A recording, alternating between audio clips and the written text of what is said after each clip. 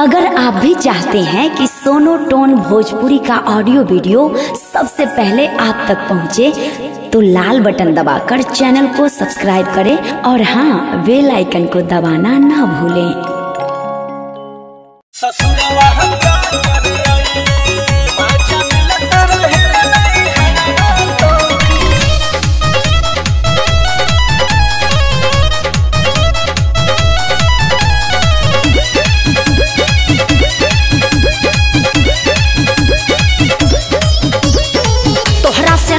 रहे नैहर के याराबा देत रहे माजा घरे औरी बहाराबा कहल का चाहत रे सुन ल का तोहरा से निकर रहे नैहर के याराबा देत रहे माजा घरे औरी बहाराबा तोहरा कुछ बुझाला ना हेला भाकुइले तोहरा कुछ बुझाला ना हेला भाकुइले तमाजा मिलत रहे नैहरवा।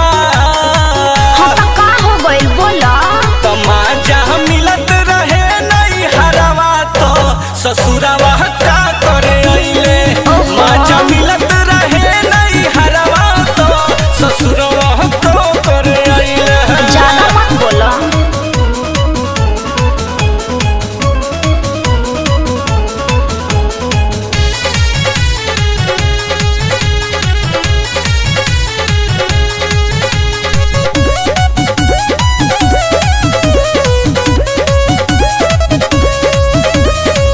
बुझ गइल बानी चरितर रे चीज तो नइखे पवित्र रे। जान गइल बाड़ तो खड़बका घर से भगइबा कि मरबका।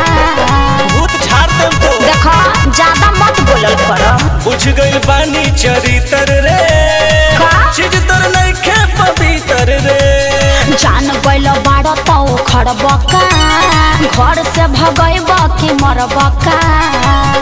हनवा पला गत रह तू धधइले हनवा पला गत रह तू धधइले। तमाजा मिलत रहे नैहरवा तो ज्यादा मत बोलल कर। तमाजा मिलत रहे नैहरवा तो ससुरवा का करे अइले। माजा मिलत रहे नैहरवा तो ससुरवा का करे अइले। का करे मजबूरी रहे। माजा मिलत रहे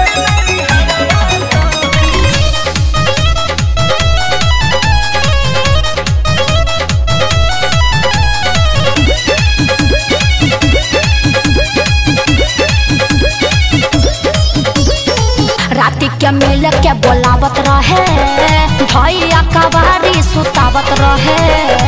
मुदा के फायदा उठैले बाड़े जानतानी खेला कइले बाड़े।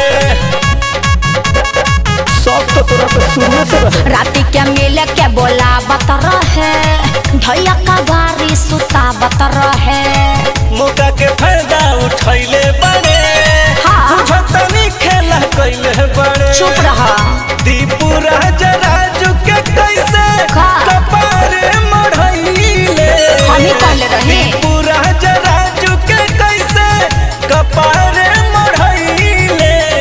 हमर गलती बा। तमाजा मिलत रहे नैहरवा तो अरे मजबूरी रहे हमार। तमाजा मिलत रहे नैहरवा तो ससुरवा